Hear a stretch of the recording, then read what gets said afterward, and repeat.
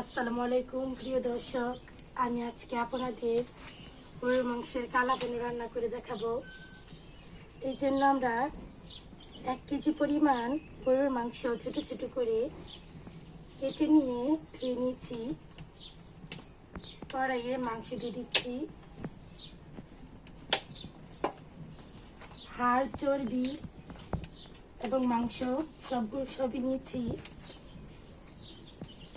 শুধু মাংস দিয়ে কালাভুনা ভালো হয় না।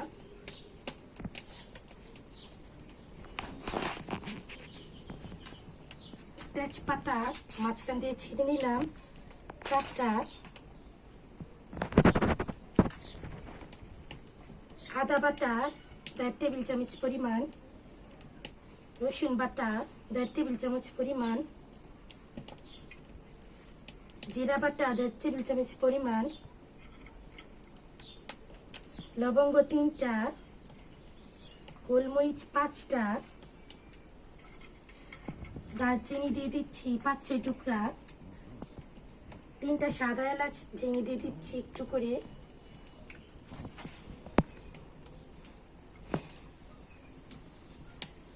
এলাচ বাটা দিয়ে দিচ্ছি 3-4টা,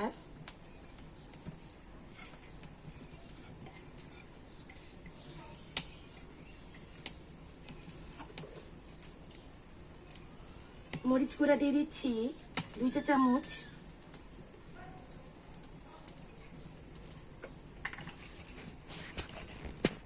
হলুদ গুঁড়া দিয়ে দিচ্ছি 1 চা চামচ, ধনিয়া গুঁড়া দিয়ে দিচ্ছি 2 টেবিল চামচ,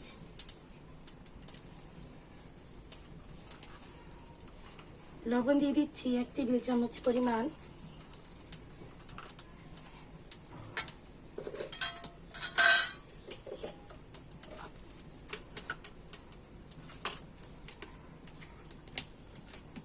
পেঁয়াজ বাটা দিয়ে দিচ্ছি 2 টেবিল চামচ পরিমাণ,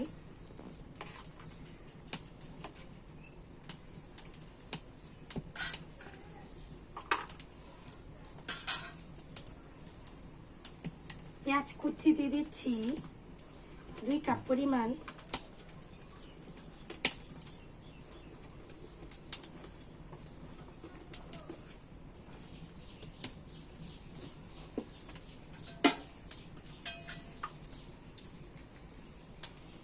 সয়াবিন তেল দিয়ে দিচ্ছি পরিমাণ মতো,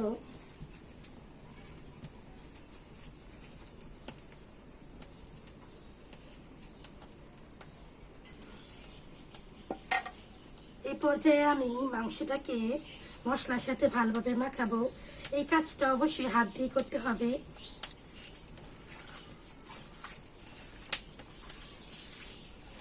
ভালোভাবে মাখাতে হবে অবশ্যই। ভালোভাবে মাখালে মশলা মাংসের ভিতরে ঢুকবে।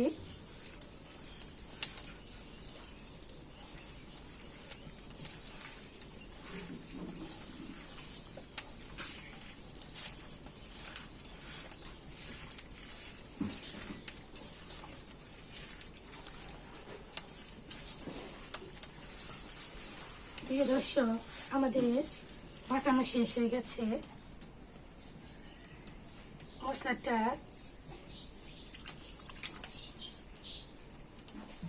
এবার 20 মিনিট আমরা রেখে দেবো এইভাবে।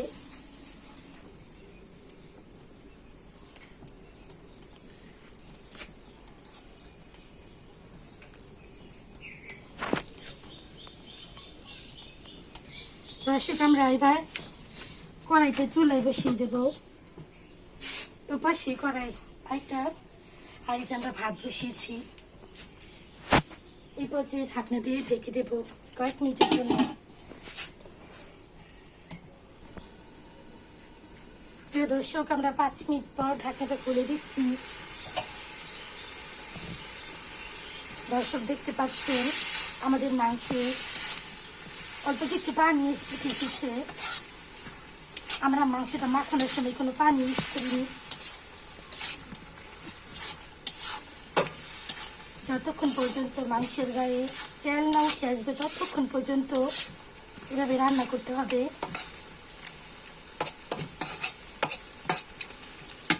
এই পর্যায়ে আমরা আবার ঢাকা দিয়ে দেবো।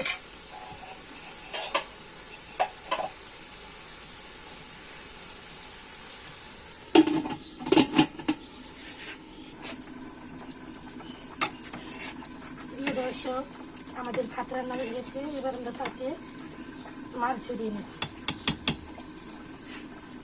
দর্শক, 10 মিনিট পর আবার ফিরে আসলাম। মাছটার গায়ে তেল চলে এসেছে।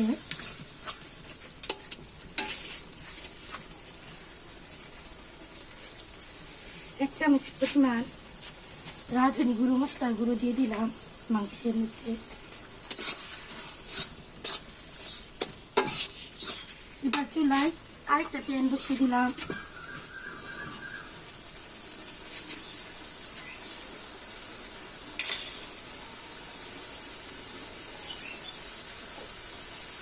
আমাদের কড়াই গরম হয়ে গেছে। যার মধ্যে পরিমাণ মতো সয়াবিন তেল দিয়ে দিলাম। আপনারা চাইলে সরিষার তেলে দিতে পারেন, আমি সয়াবিন তেলটাই দিলাম।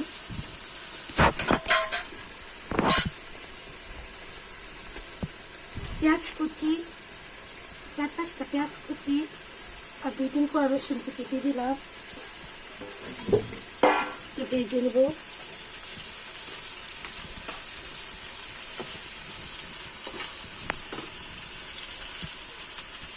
এর মধ্যে 6টা শুকনো মরিচ দিয়ে দিলাম, গোটা ছাড়িয়ে নিয়েছি। লাল করে ভেজে নিতে হবে।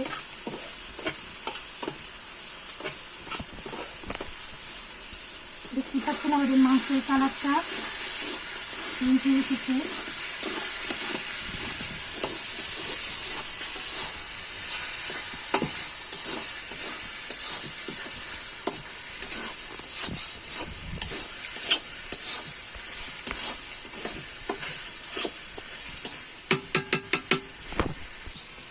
দর্শক, আমাদের পেঁয়াজ কুচি ভাজা হয়ে গেছে।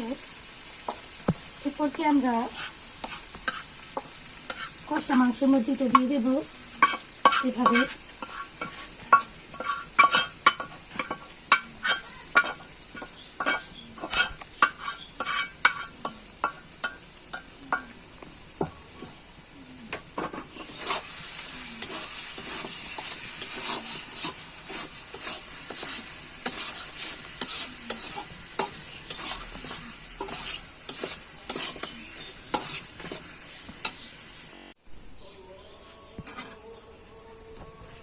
প্রিয় দর্শক, আমাদের কালাভুনা রান্নাটা শেষ হয়ে গেছে।